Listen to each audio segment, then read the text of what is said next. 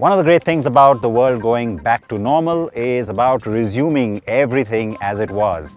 I am talking right now about the LA Test Fest at the World Car Awards. Welcome to a brand new episode of the Car and Bike Show. I am Siddharth Partnkar. We are in sunny California, just outside of Los Angeles on the Angeles Crest Highway to bring you our World Car Test Special. The annual Los Angeles Test Fest is a drive opportunity for World Cars' global jurors to be able to test cars they otherwise may not yet have driven. Cars that are very much in the running for the World Car Awards 2022.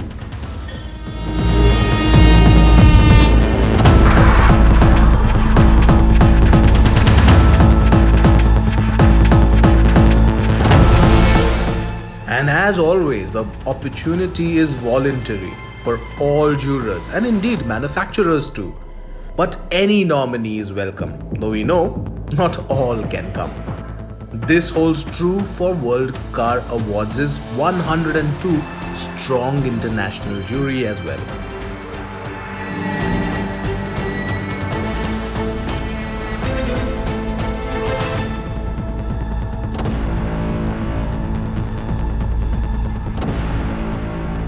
There were 28 car models on hand at the event this year. And that span is huge. From the compacts to the crossovers, the sporty to the sensational, the sedans to the full sizes, and yes, as you'd expect, many electrical vehicles or EVs.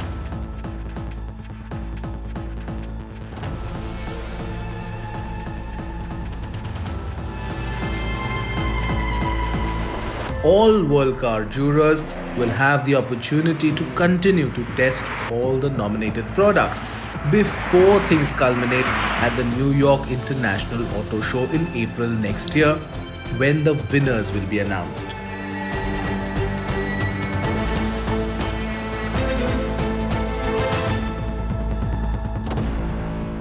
We will have a detailed look at some of these cars over the next few weeks on CNB. Today, we will begin with an exclusive look at the Hyundai Tucson in its 4th generation. That story is coming up.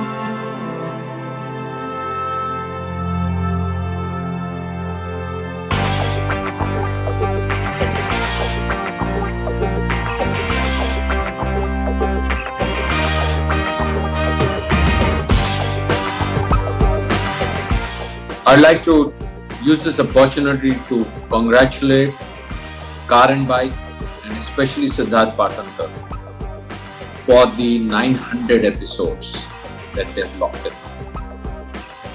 It's been quite an incredible journey. Many of us in the auto space have grown up learning about automotive and the new trends for the Car and Bike show. The show has had many innovations, a lot of creativity, and a lot of breakthroughs.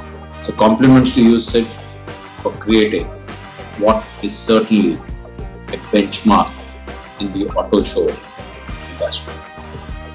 We wish you a lot of success and many, many more such milestones in the journey. Great show, keep it up.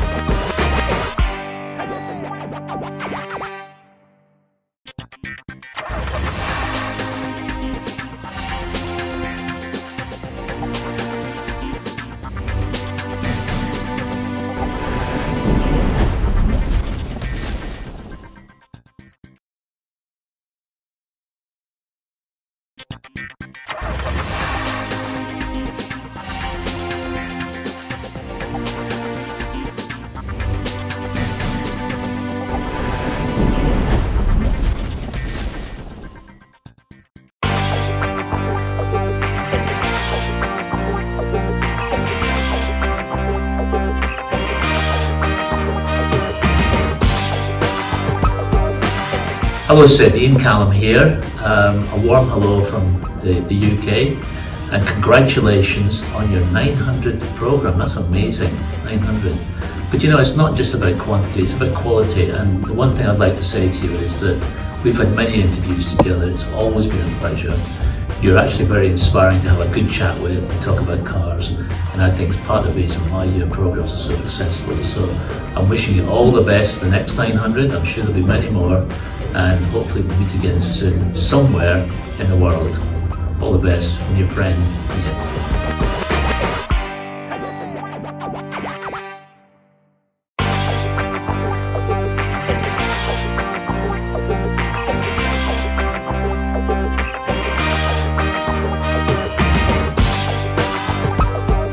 Congratulations, Siddharth, to you and your team for the successful completion of the 900 episodes for Car and Bike.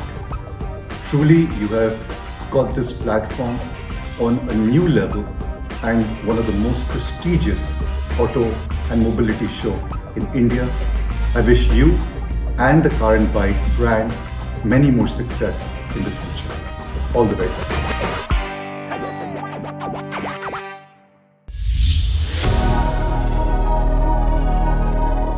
The Hyundai Tucson is now in its 4th generation. The mid-size SUV is popular in many global markets and sells in high volume, especially here in the United States. We're still to get the 4th gen in India, and that is why this becomes a very crucial and exclusive review for you to watch. The big standout for me on the new Tucson has to be the design. It's a lot like the Concept T, and it's based on that, of course, but look at all these lines, lots of angular cuts, very, very specific definition in the metal. Look at that. It just really comes forward, and squarish wheel arches kind of add to its stance. Looks very sharp.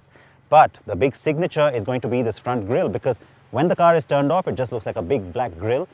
It comes to life with the DRLs, and that is something no other manufacturer is doing. It's a great signature, and you're going to get to see it in just a few days on the facelifted Creta as well.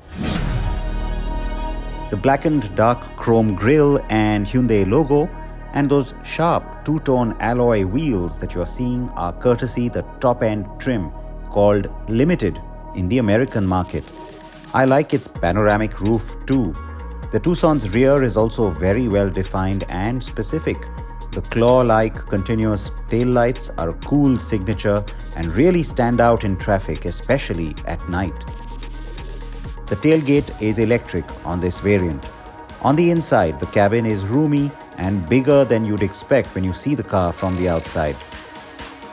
The central console with its large 10.25-inch touchscreen and almost integrated-looking climate-controlled touch panel dominate the design and are standard at the top end.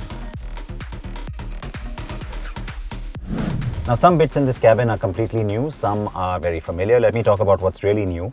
This layout is kind of different, very flat look for this touchscreen and the climate control system with touch panel. That's kind of nice and new. And then you've got this, the central console extends in here, and you've got this flush set of buttons at the very top of it. That's nice. You've got things like seat cooling, seat warming, that's the ventilation. You've got steering warming as well. Well, we won't need that. Hill descent control, the parking sensors, you can turn them on or off. Down there, wireless charger at an angle like you've seen in the Alcazar, and of course USB connectivity. And then there is no gear shift. You've only got these buttons now for reverse, neutral and drive, as well as park. The drive mode button is here as well, and then we've got cup holders. On the screen, you see things that we've seen now on cars like the Alcazar.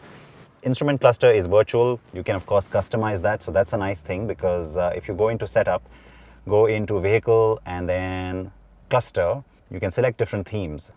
You've got Classic A, Classic B, Classic C, and then of course the cube look, which we've seen on that car, like I said. Besides that, there's another interesting thing that I really liked. Well, it's different. Sounds of nature. So you can get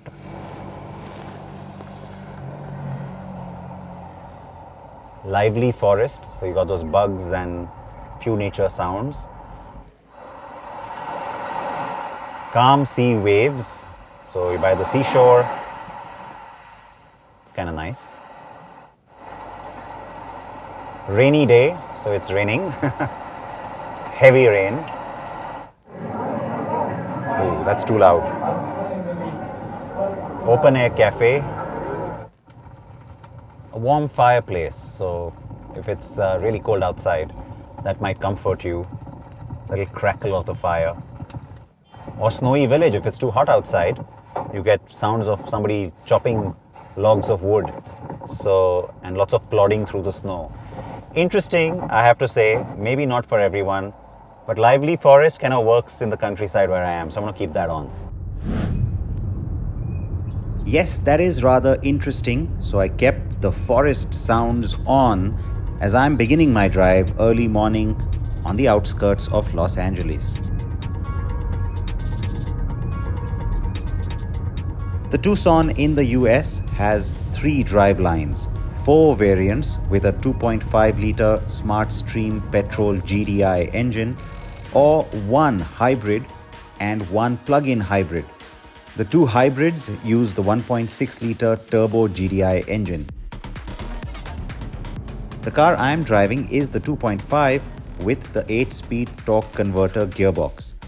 184 bhp is good, but it only hits that at a very high engine speed. But there's a pretty healthy 242 Nm of peak torque at hand too. My test car also has the optional paddle shifters. Now the gearbox isn't as sporty as I would have liked. Should have been a lot faster, a lot quicker. That's a bit of a surprise because you do see that focus from Hyundai these days. So yeah, that's a little bit of a negative for me, though of course it's smooth in its operation. It'll certainly be fine in city traffic. It's only on the highway or here on the twisty mountain road where you get that little sense of, yeah, it could have been better. Otherwise, operation-wise, things are good. I love the commanding view of the road. The SUV driving position is actually better than the previous Tucson. Overall, the car is sportier compared to the previous generation. The drive on the car is fun, also because there's an inherent sense of refinement and comfort built in. You do get different drive modes, and I drove the car for long in sport and then eco mode, and overall managed a very healthy mileage of over 30 miles to the gallon, or about 13 kilometers per liter. And that was when I decided I wanted to drive this car some more. So really flat countryside. You may be wondering where I am. There are some hills in the distance. Yes, it's a change of scene, it's a new day, and you know, I really wanted to spend more quality time with this car. So I decided to make a bit of a road trip of it. And so I've left Los Angeles far behind. I'm still in California, but I'm heading to Death Valley. The distance I have driven to get here was around 370 miles, or about 600 kilometers, because we came via Las Vegas. What has helped on the long journey are a lot of the ADAS, or Advanced Driver Assistance Systems, that the limited variant has as standard. The lane keep assist on this car is pretty effective. In fact, I have to say that I've even sort of held my hands back from the steering wheel for a fair distance, and the car does the job in terms of keeping you in the lane. Of course, from a safety point of view, you should keep your hands on the steering wheel, but the semi-autonomous features on this car do work really well. Everything from collision avoidance, blind spot detection and camera views, ABS, ESC, traction control, 7 airbags and more are available on the Tucson. Given this is the top spec, it also gets one other crucial feature, one that helped the last gen's sales in India too.